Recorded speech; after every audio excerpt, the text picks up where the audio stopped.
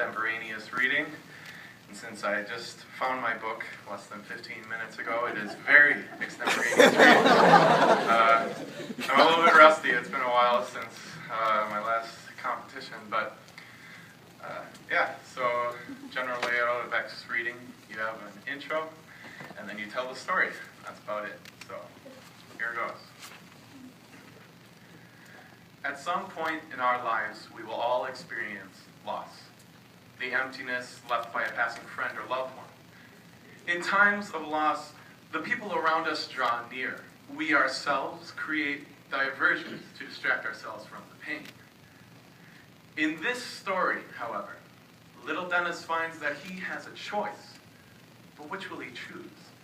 Those diversions that he made, or The Turtle by Jim Bishop. There had been toys around the house before, many of them. But little Dennis loved the 25-cent turtle, more than the erector sets, the book of games, the orange scooter, or the baseball mitt. The turtle was about as big as a coin. On his brown shell was his name, Oscar.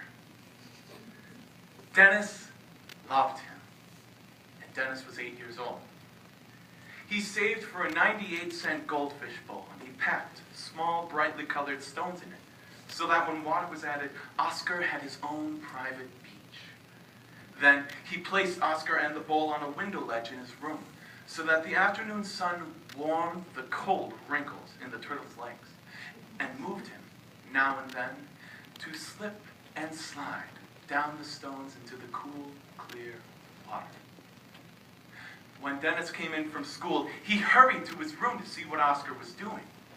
Oscar was the first live thing that Dennis had ever owned. One afternoon, Dennis hurried up the stairs and found Oscar on his back, floating. As young as he was, Dennis understood the finality of death. His shoulders shook and his breath caught, and a wail came from his lips. His mother hurried upstairs. She saw her little boy standing, arms hanging straight down, chin on chest, and she heard his sobs. She knew that genuine sound, and she stood in front of him and held him to her chest. It took her a moment to find out what the trouble really was. He was promised a new turtle if he would stop crying. It didn't help. The crying continued, and no promise on her part could slow the sobs. She phoned her husband at the office. He was irritable.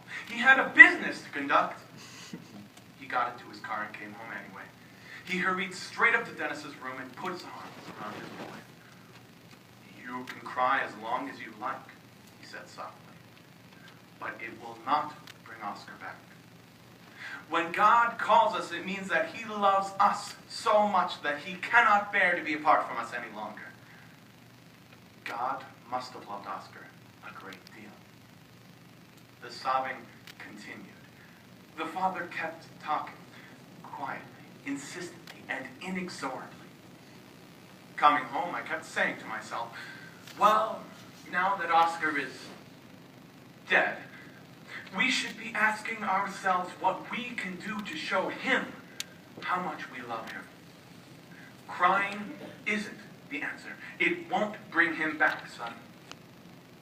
What I think we ought to do is to have a funeral service for us, Oscar. The sobbing began to slow. The boy was listening. He brushed his shirt sleeve against his eyes, and he tried his first few words. "What can we do for him, Dad?" "Personally," the father said in a tentative tone, "I think we ought to bury Oscar in the backyard.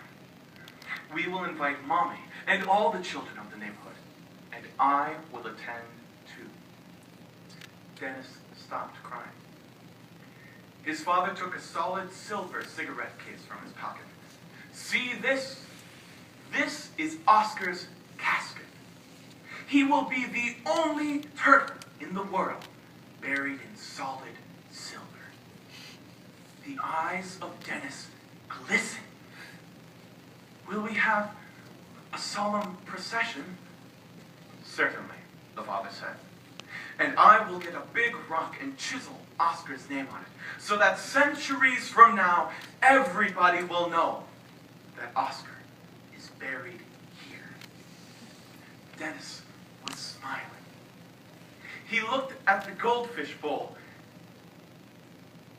in time to see Oscar flip on his stomach and swim towards shore. Dennis looked up at his father. Let's kill him.